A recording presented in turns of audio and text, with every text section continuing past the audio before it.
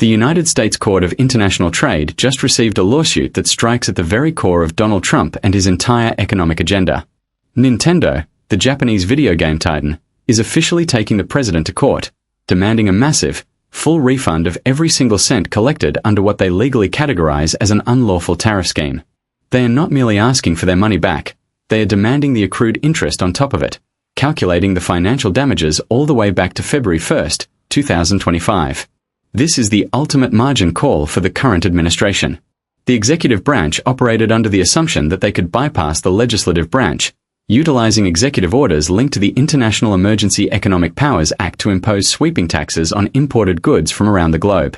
The Supreme Court of the United States, however, already handed down a historic, landmark decision stating those specific actions lacked the necessary congressional approval, essentially rendering the entire tariff operation null and void.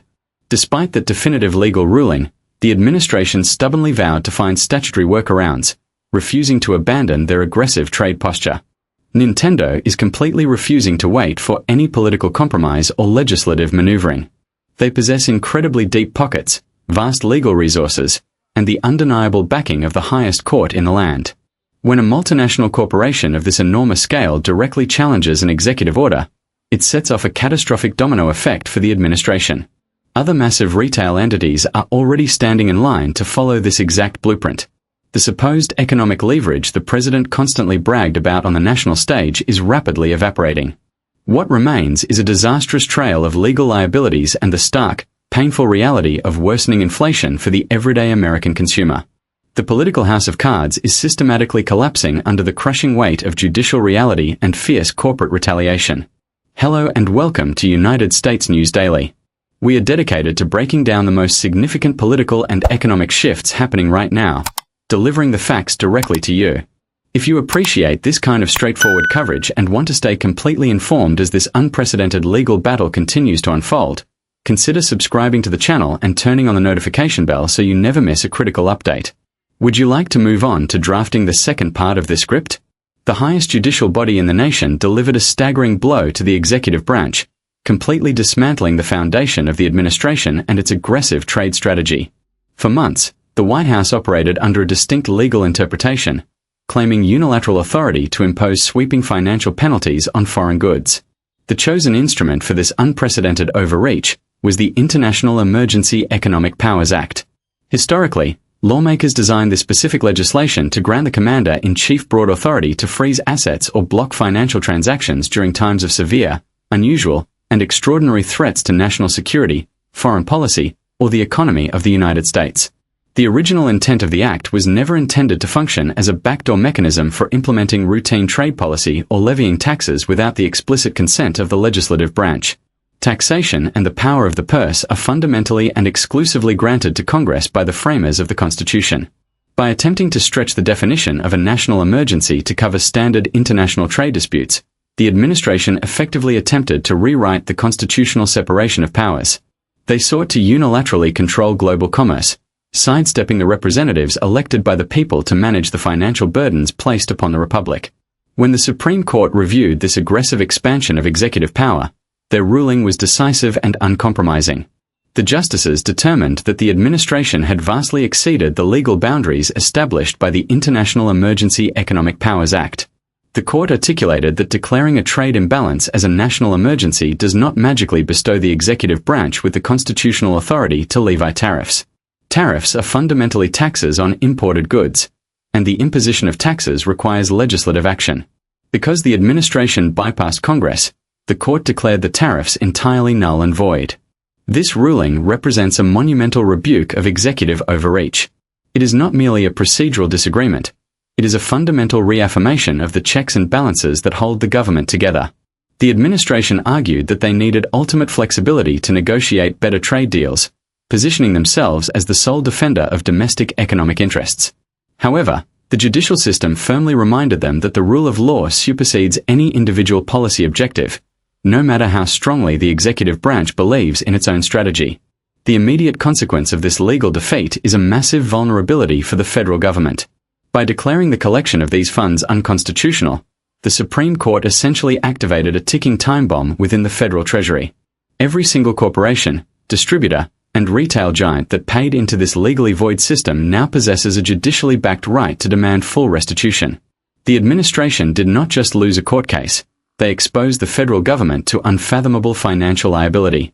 They collected billions upon billions of dollars under false legal pretenses, and the highest court has now opened the floodgates for those funds to be forcibly returned. Furthermore, this decision severely limits the future negotiating power of the administration. They can no longer wield the threat of unilateral, devastating tariffs as a primary weapon in international diplomacy. The structural integrity of their entire economic doctrine has been compromised. Foreign nations and multinational corporations now understand that the executive branch does not hold absolute power over international trade. They recognize that any future attempts to bypass the legislative branch will face immediate and fatal legal challenges. The administration is now forced to either abandon its aggressive protectionist policies or undertake the grueling, politically perilous task of convincing a deeply divided Congress to officially approve these massive taxes on the American consumer. The collapse of this legal strategy exposes a profound miscalculation by the White House. They gambled that the judicial system would defer to the executive branch on matters of foreign policy and economic security. They assumed they could indefinitely manipulate emergency powers without facing a definitive constitutional reckoning. That gamble failed spectacularly. The resulting legal fallout is currently reshaping the landscape of global commerce, emboldening corporations to strike back against what they now definitively know was an illegal taxation scheme. The framers of the Constitution meticulously designed a system where no single individual could arbitrarily dictate the economic burdens placed upon the populace. The power to tax was purposefully given to the legislature because they are the most directly accountable to the voters. When the executive branch attempts to usurp this power, it fundamentally disenfranchises the electorate. The Supreme Court recognized this grave threat to democratic governance. Their ruling was not simply about trade. It was a necessary defense of the constitutional order. By striking down the tariff scheme, the court protected the fundamental rights of the public against an administration attempting to rule by decree rather than by law. This legal precedent will stand as a formidable barrier against any future attempts to weaponize emergency declarations for domestic economic manipulation. The grand stage of the United Nations served as the backdrop for one of the most astonishing declarations of absolute economic power in modern political history. Standing before a global audience of diplomats and heads of state, the commander-in-chief delivered a chilling threat, boldly asserting the unilateral ability to completely sever any and all business ties with a sovereign nation. The rhetoric was uncompromising and brutal, filled with promises of destroying entire economies and enacting impenetrable blockades. Yet, nestled within this aggressive display of international dominance was a curious and mathematically impossible claim. The assertion was made that despite wielding the power to financially devastate foreign adversaries, the domestic consumer would not be burdened with a single additional dollar of cost. This specific narrative, repeated continuously across rally stages and press briefings, constructed an alternate reality where international trade wars are entirely painless and immensely profitable for the everyday citizen. This political theater reached its absolute peak during the highest-profile national address of the year. During the State of the Union, the administration proudly touted the extraction of hundreds of billions of dollars from overseas competitors, framing this massive accumulation of wealth as a masterful negotiation tactic that single-handedly secured the national borders and fortified the domestic economy. The narrative spun was one of total victory, a flawless execution of protectionist policy where the entire world was finally paying their fair share to the Republic. When confronted by journalists and economists regarding the actual mechanics of these policies, the responses consistently deflected from the truth.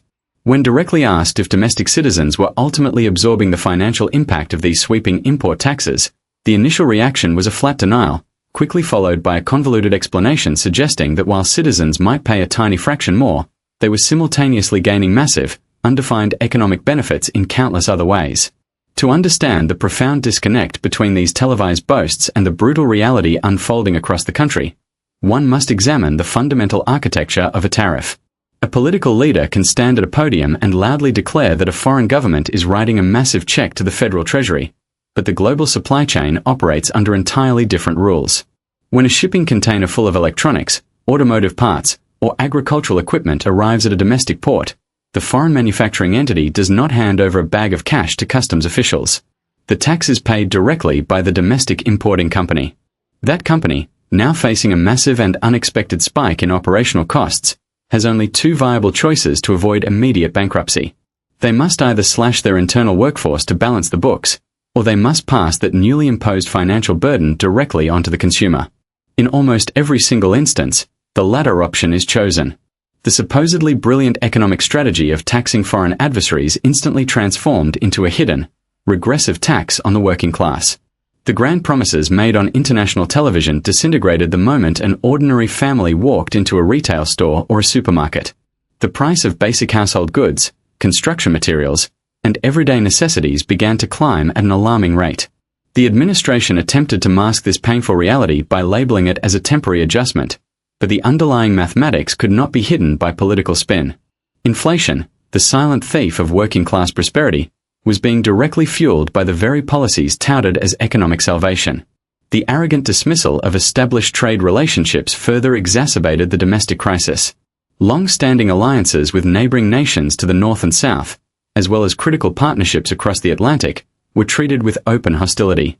The administration publicly denigrated these vital economic partners, claiming they had treated the Republic unfairly for decades and insisting that the domestic market could easily survive without their products. This isolationist bravado completely ignored the deep, intricate webs of modern manufacturing. Countless domestic factories relied entirely on the seamless flow of raw materials and specialized components from those exact neighboring countries. By threatening to impose punitive taxes on trusted allies, the administration did not just punish foreign competitors, they actively sabotaged the domestic manufacturing base they claimed to be protecting. The psychological manipulation required to sustain this illusion was staggering. The administration demanded that the public ignore their own shrinking bank accounts and trust the political messaging instead. Every time a consumer paid a higher price at the checkout counter, they were told they were actually winning an invisible economic war. The disconnect between the arrogant, boastful soundbites generated in the capital and the stark, painful reality experienced in towns and cities across the nation created a volatile political atmosphere.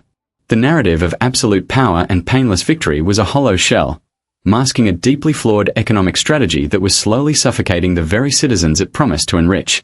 When confronted directly by reporters, the refusal to acknowledge basic economic principles became a hallmark of the defensive posture. In one particularly revealing exchange, when pressed on whether the public was bearing the brunt of these exact financial penalties, the response was a masterclass in cognitive dissonance. The leader explicitly stated a complete disagreement with the premise, offering a vague concession that people might be paying a little something, only to immediately pivot back to the grandiose claim of overwhelming national gain.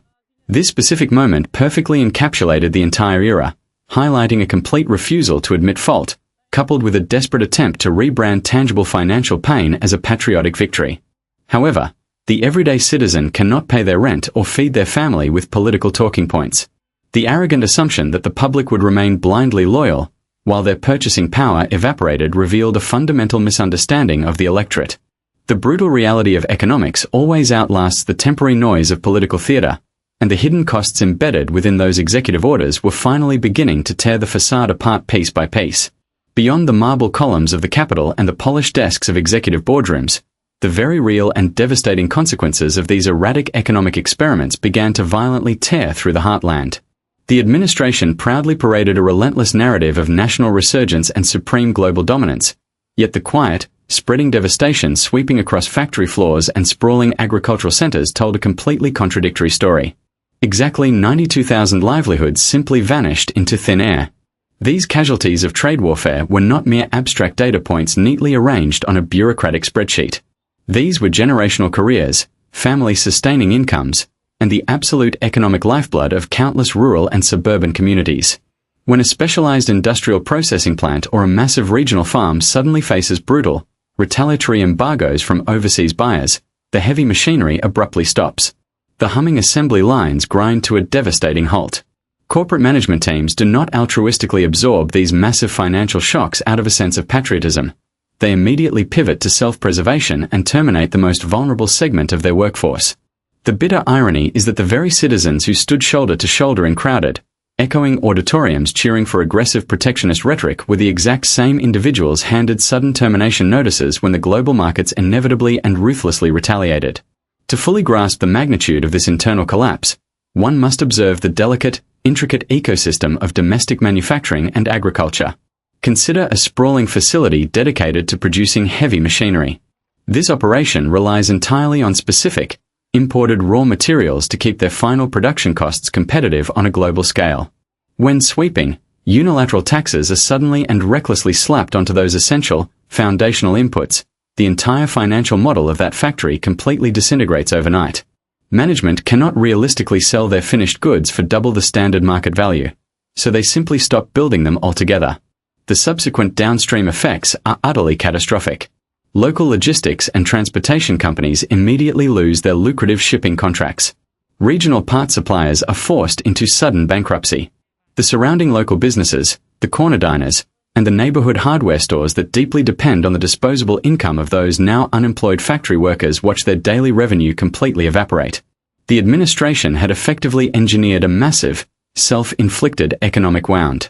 They were actively dismantling the very industrial base they explicitly swore to shield and protect. The loudly promised renaissance of domestic production rapidly morphed into a localized, silent depression for the working class, a reality desperately hidden behind loud, distracting political rallies and an endless stream of aggressive public statements. Eventually, this undeniable, mounting economic carnage successfully breached the fiercely guarded, seemingly impenetrable walls of strict partisan loyalty. The blind, unquestioning allegiance that had historically shielded the executive branch from any meaningful internal criticism began to visibly and violently fracture.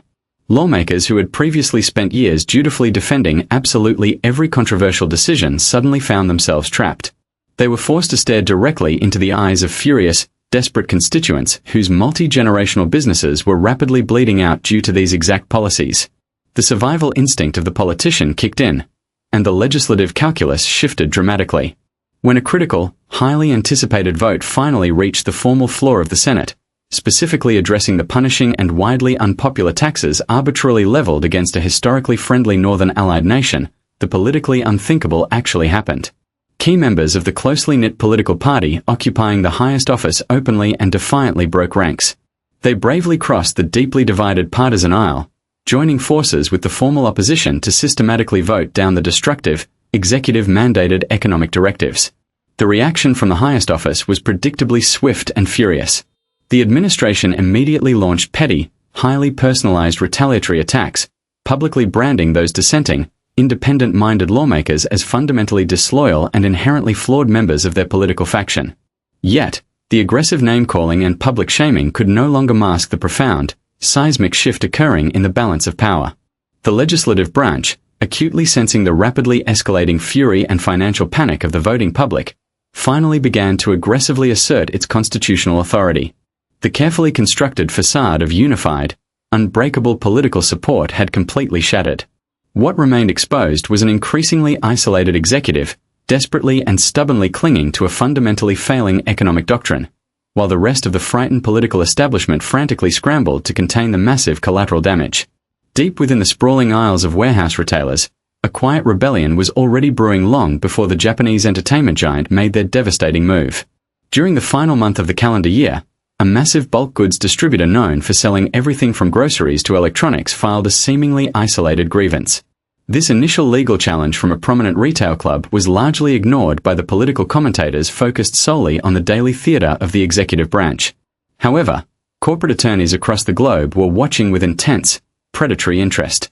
The retailer fundamentally understood that the financial levies forcibly extracted at the border lacked basic statutory legitimacy.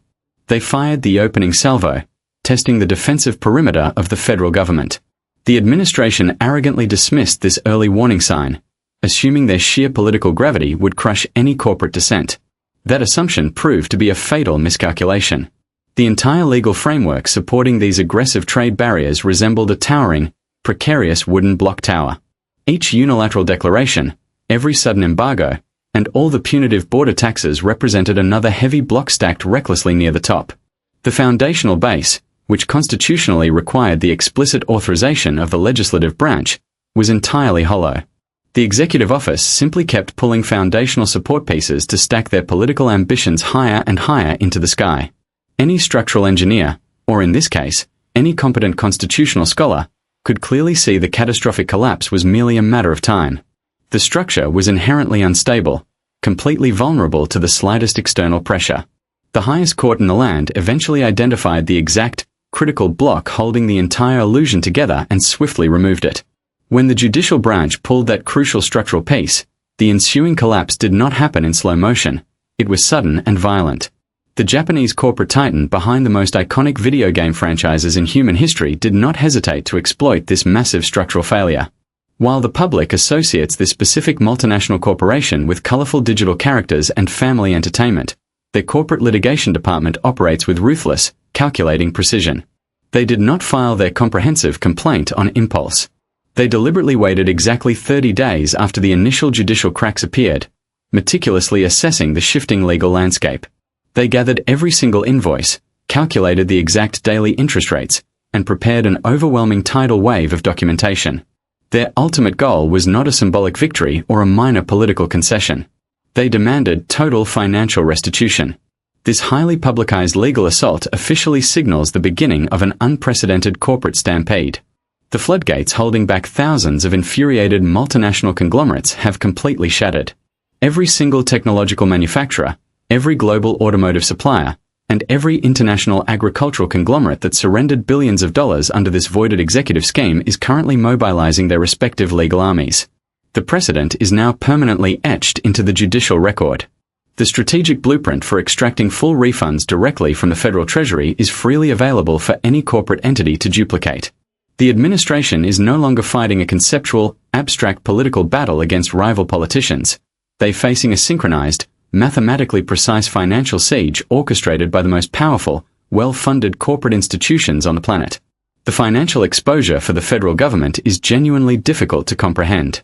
The executive branch essentially forced the entire global private sector to provide them with massive, illegal, high-interest loans. By demanding that all illegally collected funds be returned with fully accrued interest, these corporations are transforming a political scandal into a severe fiscal crisis. The national treasury is now on the hook for billions of dollars in unexpected liabilities. Taxpayers, who already suffered through months of artificially inflated retail prices, might now witness their public funds being drained to pay back massive legal settlements to foreign and domestic corporate giants. The narrative that foreign nations were quietly filling the domestic coffers has violently inverted. The domestic treasury is now bleeding capital directly back into the accounts of the very multinational entities the administration repeatedly vilified on national television. Confronted with this avalanche of unavoidable litigation, the executive office is completely paralyzed. The traditional political tactics of loudly denying reality, launching personal attacks on social media, or attempting to distract the voting public are entirely useless inside the sterile, fact-driven chambers of the Court of International Trade. Judges do not care about poll numbers, and corporate accountants cannot be bullied by aggressive political rhetoric. The administration is desperately searching for obscure, archaic statutes to miraculously resurrect their dead tariff program, but the legal bedrock has already crumbled beneath their feet. They are trapped in a rapidly shrinking corner of their own design, watching helplessly as the greatest supposed economic achievement of their entire term is systematically dismantled, dollar by dollar, in open court. The era of ruling global commerce by sheer intimidation has abruptly ended, replaced by the cold, unforgiving reality of legal accountability. The era of governing global economics through sheer intimidation and legally dubious executive directives has finally collided with an immovable reality. The administration spent years mocking corporate concerns, famously brushing off the struggles of the entertainment industry by sarcastically suggesting they simply build doll factories domestically to avoid the punishing border penalties. The Japanese gaming giant just delivered the ultimate retaliation to that arrogant dismissal, proving definitively that they are not participating in a political game. This is no longer a theoretical debate occurring in the isolated halls of power. It is a profound financial reckoning. When the executive branch attempts to unilaterally rewrite the fundamental rules of international commerce without constitutional approval, the resulting collapse is spectacular and incredibly costly. The burden of this massive miscalculation will not fall on the wealthy politicians drafting these voided orders. The resulting inflationary shockwave will land squarely on the shoulders of the everyday working citizen paying elevated prices for basic necessities. The political structure has collapsed, and the corporate world is officially lining up to collect their massive refunds. We want to hear your exact perspective on this unprecedented legal showdown. Drop your personal opinions down in the comments section below and tell us if you believe the administration can survive this financial disaster. If you found this comprehensive breakdown valuable, please share this broadcast across your social media platforms and send it directly to your friends and family so they can understand the true economic forces shaping the nation. Tap that subscribe button and turn on the notification bell to stay locked in with United States News Daily as we continue exposing the truth behind every major political development.